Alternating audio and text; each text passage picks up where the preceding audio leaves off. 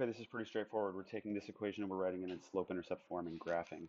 So you, if you take the equation, 2x plus 2y equals 4, and just to remind everyone, in case you forgot, slope-intercept form is y equals mx plus b.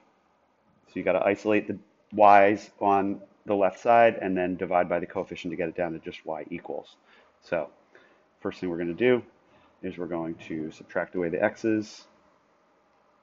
And when we do that, we're going to put them first. We're going to say 2y equals negative 2x plus 4 because that's the correct position for them to be in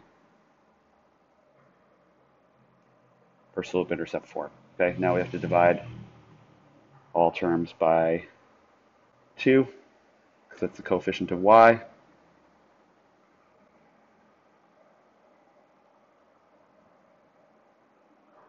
Okay, and we get y equals negative, really negative 1, but we don't write the 1, we just say negative x plus 2.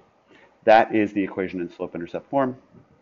And now we're going to graph it, and the way that you graph it is you go to the intercept, 2, and then you rise and run the slope. And remember, if you have a slope of negative 1, that's negative 1 over 1. Okay? So you rise negative 1, run 1, and you get this point here. Doing it again and again and again, because what you want to do is you want to have points further apart to make your line more accurate. And you go in the other direction as well.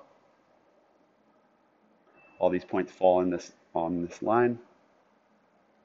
And I'm just going to take my line drawing tool and I'm going to connect the furthest away points. And when I do that, all the other points in between fall in line.